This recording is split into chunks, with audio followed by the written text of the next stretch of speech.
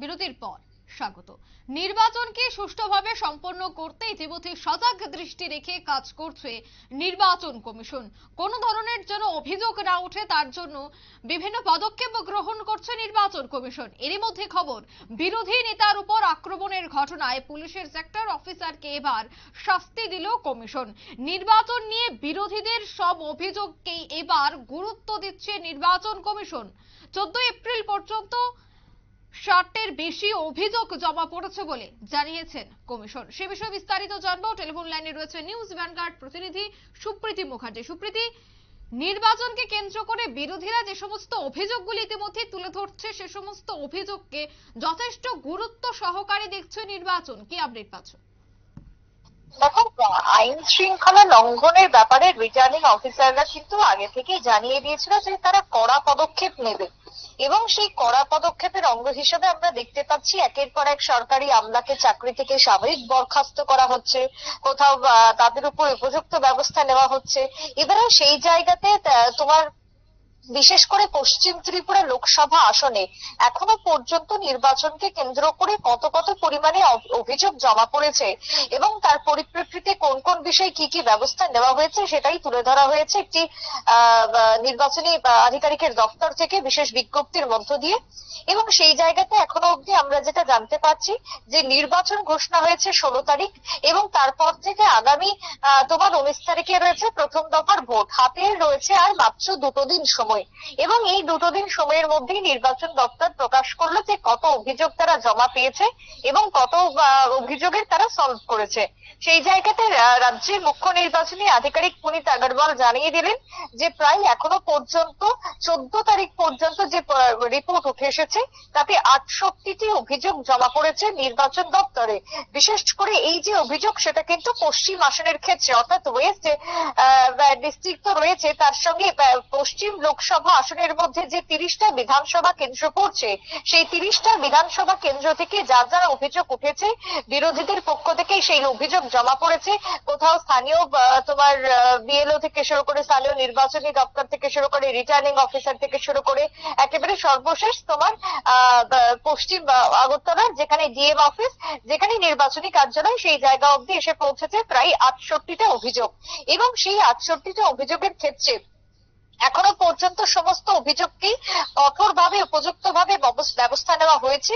এবং তার পাশাপাশি এটা অফলাইনে যদি 68টা পড়ে, তাহলে অনলাইনের ক্ষেত্রে বলা হচ্ছে যে সি ভিজিল যে অ্যাপ রয়েছে সেই সি ভিজিল অ্যাপে 26টি অভিযোগ এখনো পর্যন্ত জমা পড়েছে। এবারে রিটার্নিং অফিসার ডক্টর বিশাল কুমার তিনি জানিয়েছেন যে আইজিএম হাসপাতালের ফার্মাসিস্ট প্রদীপ কুমার ঘোষের বিরুদ্ধে নির্বাচনী প্রচারে অংশ নেওয়ার জন্য যে অভিযোগ ছিল সেই অভিযোগের ভিত্তিতে তদন্ত করা হয় এবং তারপরে সাময়িক বরখাস্ত করা হয়। 6 আগরতলা বিধানসভা কেন্দ্রের 6 নম্বর সেক্টরে বাড়ি বাড়ি ভোট প্রচারের সময় পোলিং অফিসারদের বিরুদ্ধে অভিযোগ এসেছিল, সেই অভিযোগের ভিত্তিতে শোকজ নোটিশ জারি করা হয়েছে ইতিমধ্যেই। তবে নোটিশের যে উত্তর তা সন্তোষজনক হয়নি, তার জন্য 2 জন পোলিং অফিসারের বিরুদ্ধে সাময়িক বরখাস্তের প্রস্তাব পাঠানো হয়েছে ইতিমধ্যেই। অন্যদিকে যদি বলি তোমার বিরোধীদের ক্ষেত্রে, যেটা তোমার শুরুতেই তুমি বলছিলে যে বিরোধী নেতার উপরে আক্রমণ করা হয়েছে এমন একটি অভিযোগ উঠে আসে, এবং সেই জায়গাতে দাঁড়িয়ে বিশেষ করে বিরোধী নেতার উপরে আক্রমণকে ঘিরে এখনো পর্যন্ত সেক্টর অফিসার, সেক্টর বিশেষ করে পুলিশ কর্মী যাকে চাকরি থেকে সাময়িকভাবে বরখাস্ত করা হয়েছে।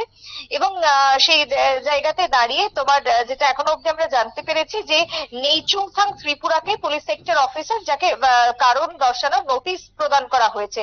তবে সেই জায়গাতে তার যে জবাব, সেই জবাব সন্তোষজনক না হওয়ার জন্য ইতিমধ্যেই তাকে সাময়িকভাবে বরখাস্ত করা হয়ে গেছে। অন্যদিকে 51 প্রতিক্রিয়ার কথা যদি বলি, সেখানে তপশিলি জাতি সংরক্ষিত বিধানসভা আসনের অন্তর্গত সেই জায়গায় একটি রাজনৈতিক দলের কর্মসূচিতে অংশগ্রহণ করার অভিযোগে গ্রাম রোজগার সেবক বিক্রম দত্তের জিআরএস যে কন্ট্রাক্ট সেটাকে সাসপেন্ড করা হয়েছে।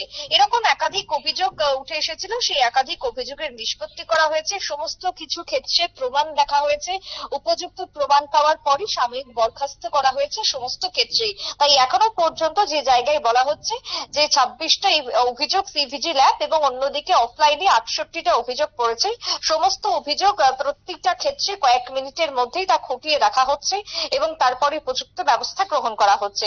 এবং আইন শৃঙ্খলা লঙ্ঘনের ব্যাপারে রিটার্নিং অফিসাররা কঠোর ব্যবস্থা নিয়েছেন এবং আগামীতেও নেবেন, যাতে কেউই আইন ভঙ্গ না করতে পারে সেই জন্য স্ট্যাটিক সার্ভেইলেন্স টিম ইতিমধ্যে গঠন করা হয়েছে এবং তার সঙ্গে ফ্লাইং স্কোয়াডের মাধ্যমে কঠোর নজরদারি রাখা হচ্ছে।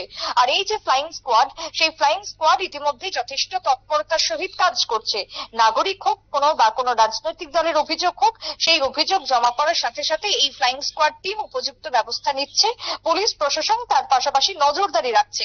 নাকা পয়েন্ট 24 ঘন্টা খোলা রয়েছে, 24 ঘন্টা সেখানে চলছে তল্লাশি এবং নিয়মিত পরিমাণে ফ্ল্যাগ মার্চ চলছে বলে ইতিমধ্যেই জানিয়ে দিল কমিশন। অবাধ এবং শান্তিপূর্ণ সুষ্ঠু নির্বাচনই হচ্ছে মূল লক্ষ্য, সেই জায়গায় প্রশাসন একেবারে দৃঢ় প্রতিজ্ঞ। গতকাল রাতভর বৈঠক হয়েছে এবং আজকে সকালেও যেহেতু ভিভিআইপিদের আগমন রয়েছে, আগামীকালকে রয়েছে, আজকে রয়েছে, তাই সেই জায়গাতে প্রশাসন কিন্তু যথেষ্ট কঠোর এবং নির্বাচনী আধিকারিকরা 24টা ঘন্টা সমস্ত কিছু মনিটরিং করছে বলে জানিয়ে দিলেন ইতিমধ্যে পুনিত আগরওয়াল। অঙ্কিতা, একদম ধন্যবাদ সুপ্রীতি। অর্থাৎ নির্বাচনকে ঘিরে একেবারে সজাগ দৃষ্টি রেখে কাজ করছে নির্বাচন কমিশন। কোনো দিকেই যেন অভিযোগ না ওঠে তার জন্য একের পর এক গুরুত্বপূর্ণ সিদ্ধান্ত ইতিমধ্যে গ্রহণ করছে নির্বাচন কমিশন।